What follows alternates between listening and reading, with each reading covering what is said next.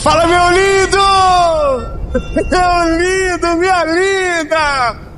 Evangelho de Jesus, conforme escreveu o Mateus, capítulo de número 27, versículo de número 39, diz o seguinte: e os que passavam insultavam ele, sacudindo a sua cabeça e dizendo: tu que destróis o templo em 3 dias e reedificas, salva-te a ti mesmo.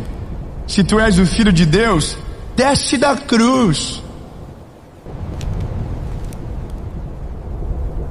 De igual modo também os principais sacerdotes, zombando com os escribas e anciãos, diziam: aos outros salvou, e a si mesmo não pode salvar. Se és o rei de Israel, desça agora da cruz. Ai, desce. Você não é o rei dos judeus, você não é o Messias, você não salvou todo mundo, você não curou leproso, curou cego, paralítico. Desce da cruz. Ei, desce. E Jesus está ouvindo isso calado. E aí, bom, eles estão dizendo: se você descer, a gente acredita em você. Quem vive o plano de Deus não precisa provar para ninguém que está no plano de Deus. Quem vive no plano de Deus não depende de aprovação de alguém e que alguém acredite. Quem vive o plano de Deus confia na direção de Deus e ponto.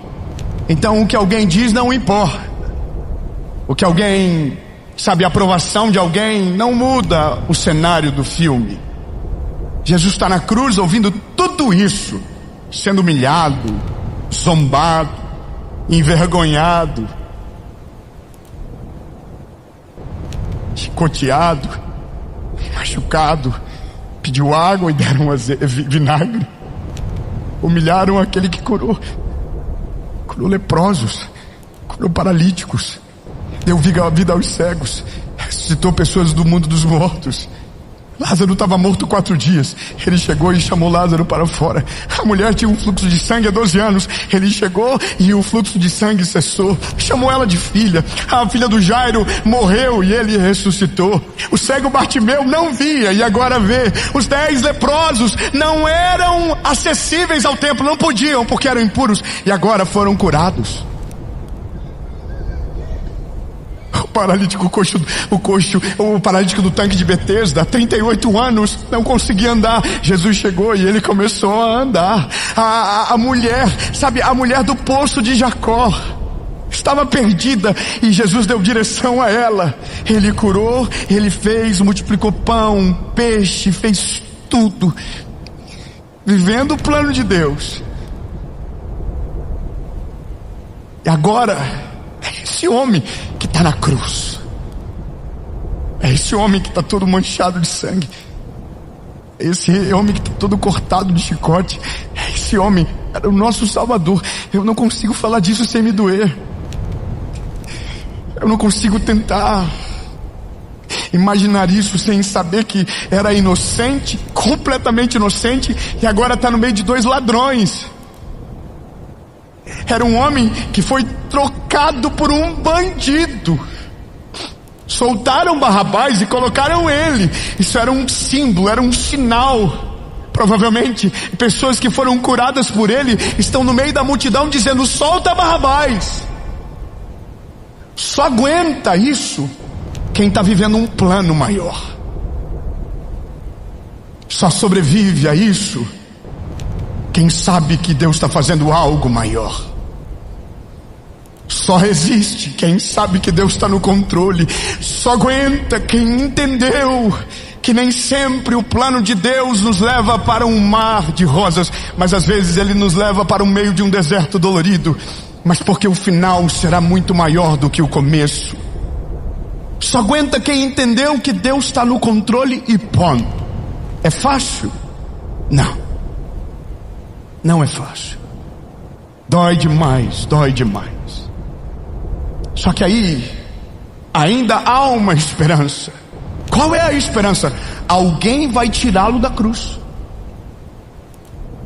Os 12 discípulos vão começar uma rebelião Vão se voltar contra os soldados romanos, vão gerar um motim de convencimento no meio da multidão que pediu para que Barrabás fosse solto.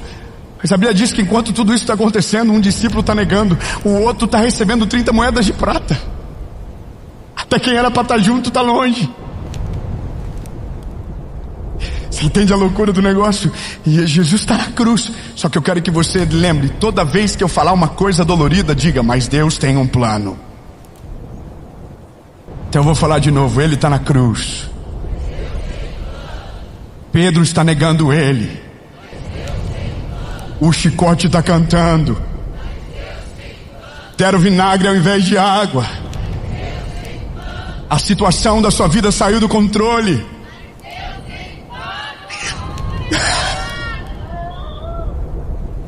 Parece que não acaba mais o processo. Tá doendo na pele. Tá dando vontade de desistir. E se Deus tem um plano, Ele vai se cumprir. Aleluia! Aleluia! Só que de repente ouve-se um grito na cruz, e o grito foi: está consumado. Lindo! Está consumado. Deus meu, por que me desamparastes? E de repente o sopro de vida saiu dele e ele desfaleceu. A Bíblia diz que houve um terremoto na terra, mortos ressuscitaram de seus sepulcros. Você sabia que tudo isso aconteceu no dia que Jesus morreu? Quando Ele morreu, houve um grande temor na terra. O céu escureceu, mortos se levantaram dos seus túmulos, e aqueles mestres da lei começaram a dizer entre si: Ele era de fato o Filho de Deus. Só que parecia tarde demais.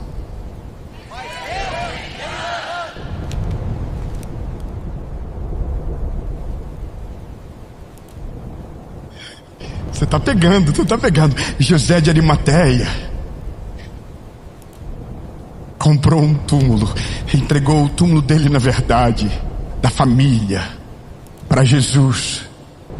E ele foi colocado dentro do sepulcro porque estava morto.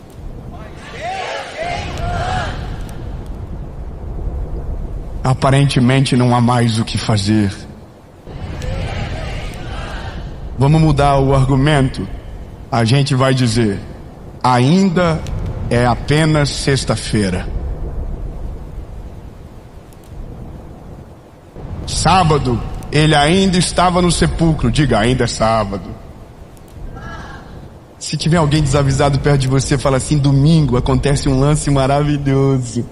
Não, fala pra pessoa. Às vezes a pessoa: nossa, o que acontece, será? Eu não assisti essa temporada do The Chosen ainda. Diga.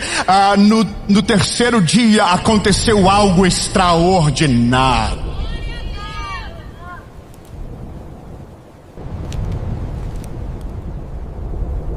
No terceiro dia, você não vai celebrar Pokémon. Você vai pular da cadeira. Tudo acabou, não tem mais esperança. O Salvador morreu. Aparentemente acabou todas as esperanças. Não há mais movimentos para que Deus realize. Não há mais chance para que o milagre aconteça. Só que ao terceiro dia, o anjo desceu do céu, removeu a pedra, e aquele que estava morto ressuscitou.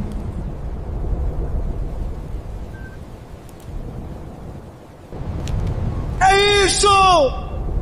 Eles falaram que era o fim, mas para nós era o começo. A morte não teve poder para parar. Aonde está a morte, os teus agrilhões? Você não conseguiu parar, não deu conta. Jesus está vivo. Diga, Jesus está vivo. Jesus está vivo. Elindo, comenta aí: Jesus está vivo. Jesus está vivo. Se você for lá em Israel, depois que esse rolê todo passar de guerra, você vai no túmulo dele. Você vai entrar e tem uma placa no lado esquerdo, está escrito assim: He is not here, He is risen. Ele não está aqui, Ele já ressuscitou. Então grave isso. Sempre haverá mais uma chance. Sempre haverá mais um movimento. Se você está no plano de Deus, mesmo que você pensa que é o fim, se aquilo que Ele te prometeu ainda não aconteceu, é porque ainda há mais uma chance, ainda há mais um movimento. Você não está velho demais, o tempo não passou de ainda demais para você. Se Ele liberou uma palavra, vai acontecer, em nome de Jesus. Olha, eu vou terminar.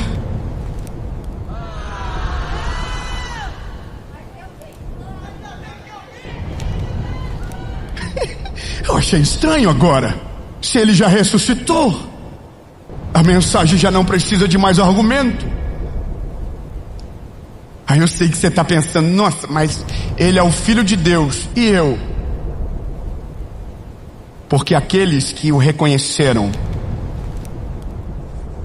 foram chamados filhos de Deus.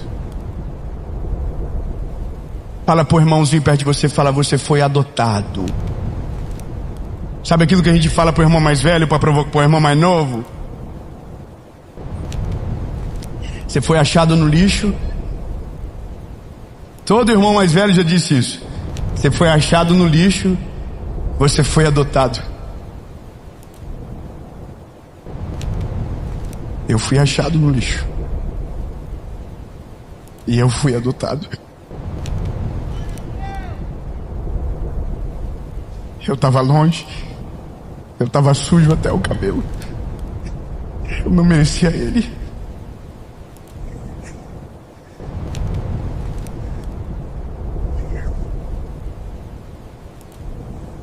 Mas Ele me olhou, Ele escolheu me amar. Ele escolheu me amar. Ele morreu por mim quando eu ainda era um lixo, um pecador, sujo, imundo. Ele escolheu nos amar. Ele escolheu nos amar. O amor da adoção, ele é diferente, porque ele é uma escolha, e Ele escolheu nos amar. Ele escolheu me amar. E Ele não só me amou com amor profundo, Ele não foi só com palavras, Ele deu a vida para que eu pudesse ter a vida que eu tenho hoje. Ele morreu a minha morte para que eu tivesse a vida dele hoje. Ele escolheu me amar.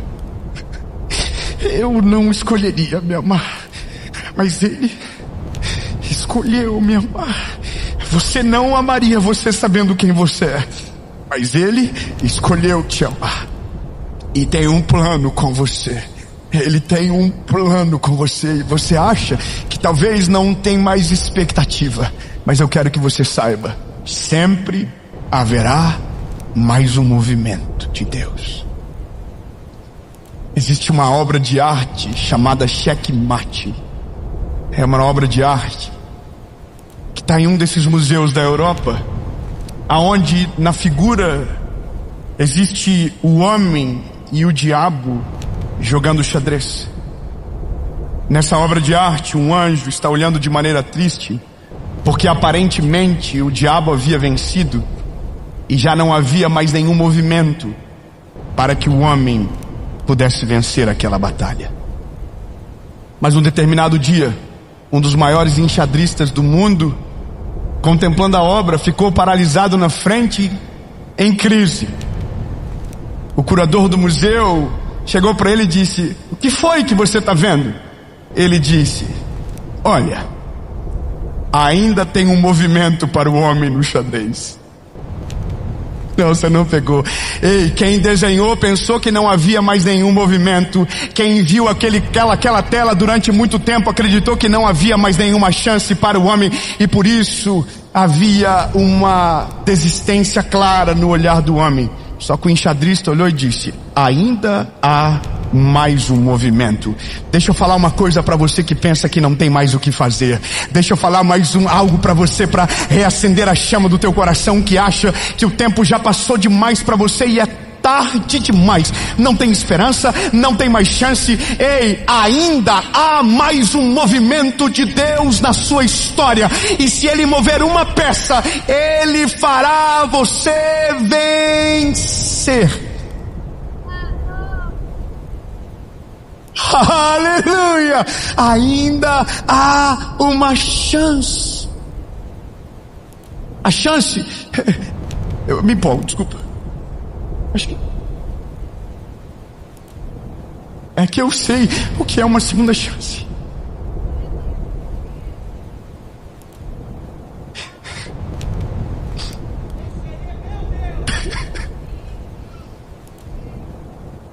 Esse aí é meu Deus. Quando eu comecei a pregar, eu tinha 20 anos. A primeira mensagem que eu preguei devia ter umas 30 pessoas me ouvindo. Não havia teologia profunda na minha mensagem. Era apenas um menino que tinha vivido uma segunda chance.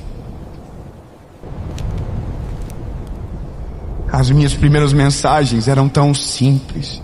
Ainda são, mas eram ainda mais. Eu via Jesus em tudo. Eu via Jesus nos detalhes. Eu via Jesus em tudo. Quando eu comecei a pregar, eu ouvia pessoas dizendo que eu tinha que ser menos emocionado, que eu não devia chorar tanto.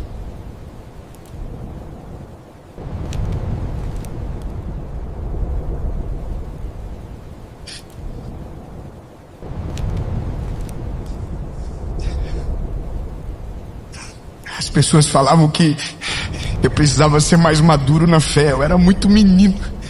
Um dia alguém fez um vídeo lá no começo, dizendo que era para ter cuidado com essa fé infantil de pedir Deus, pedir para tudo, tudo para Deus, porque tinha ouvido uma mensagem minha que eu havia dito que até para atravessar a rua eu orava pedindo direção. Mas era o meu começo. Mas o que as pessoas não sabem é que quem um dia perdeu toda a esperança e viveu uma segunda chance de Deus por causa do plano que Ele tinha, não consegue se acostumar com isso. Eu não consigo me acostumar. Eu vou viver uma vida inteira pregando sobre Jesus e eu nunca vou me acostumar com essa mensagem. Eu nunca vou me acostumar com as mãos que se levantam. Eu nunca vou me acostumar com os milagres que vivo na minha casa. Eu nunca vou me acostumar. Quando alguém me encontra no aeroporto, quando alguém me encontra em qualquer lugar e diz: o meu casamento foi restaurado, eu nunca vou achar normal. Porque eu creio no Deus das segundas chances. Eu creio num Deus que nunca perdeu o controle da nossa história. Eu creio num Deus que tem poder sobre tudo, sobre tempestades, sobre caos da nossa vida. Eu creio num Deus que não nos abandona. Eu creio num Deus que mesmo quando a gente vai longe, vira com as costas para Ele, Ele não para de nos amar e não desiste da gente. Eu creio num Deus que mesmo quando a gente fica todo bravinho, dizendo que Ele nos abandonou, mesmo assim Ele permanece nos amando e não desiste da gente. Eu creio num Deus que nunca perde o controle da nossa história. Eu creio num Deus que mesmo quando tudo aparentemente está dando errado, Ele está orquestrando todas as coisas, porque está nos preparando para algo poderoso, que um dia a gente vai olhar para trás e vai dizer que valeu a pena. Eu creio nesse Deus que nunca perdeu o controle. Sabe?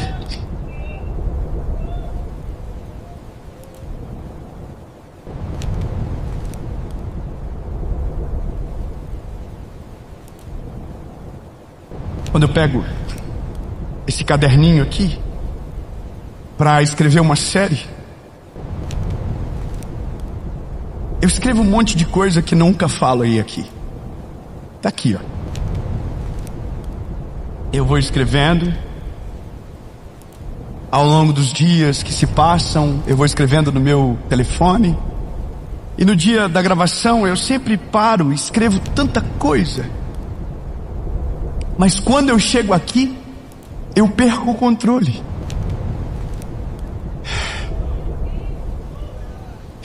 Eu vou te falar algo difícil de entender, mas é importante. Às vezes, o que a gente mais precisa é perder o controle de tudo para que Deus possa assumir o controle total. Quando nós perdemos o controle, é aonde Deus entra com a excelência do seu poder e da sua glória, para fazer aquilo que estratégia humana não consegue, para fazer aquilo que sabedoria humana não dá conta, para ir além de qualquer diagnóstico, para contrariar qualquer expectativa de homem. É quando a gente perde o controle. Quando você perde o controle, Deus entra e assume a circunstância, e aquilo que você tentou sozinho a vida toda, no dia que você perder o controle, você vai descobrir que quando Deus coloca a mão, aonde havia guerra, a paz se instala. Aonde havia caos, a paz desce. Aonde havia dúvida, a certeza se manifesta. Aonde havia problemas insolúveis, o milagre chega. Porque mesmo você pensando que você perdeu o controle, Deus nunca perdeu o controle. Ele sempre esteve olhando para você. Ele sempre esteve cuidando de tudo. Mas a maior expectativa de Deus sobre nós é quando a gente diz: Deus, eu não quero mais controlar sozinho. Eu quero que o Senhor controle. Senhor, eu quero viver o teu plano para mim.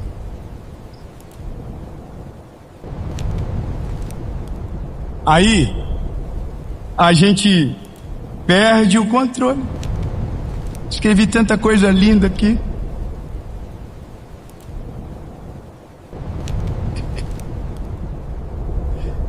Olha que coisa, não falei nada disso. E não precisa. Porque é bom quando Ele assume controle. É muito melhor quando Ele assume o controle. Deus, obrigado, porque o Senhor sempre esteve no controle de tudo. Jesus, o teu plano é melhor do que o meu. Os teus sonhos são melhores do que os meus. Ei, reconheça isso. Os planos de Deus são melhores do que os seus. Jesus, os teus planos são melhores do que os meus. Obrigado por cuidar de mim. Obrigado por não me abandonar. Obrigado por não desistir de mim. Obrigado, Jesus, porque Tu é tão maravilhoso que vivendo uma vida toda te agradecendo não será o suficiente, porque nunca conseguiremos pagar o amor que o Senhor nos entregou. Jesus, no meio do caos da nossa história, assume o controle completo da nossa vida, das nossas decisões, da nossa família, dos nossos filhos, dos nossos negócios. Em nome de Jesus, Pai. Mesmo que pareça o fim, ainda há uma chance. Em nome de Jesus. Amém.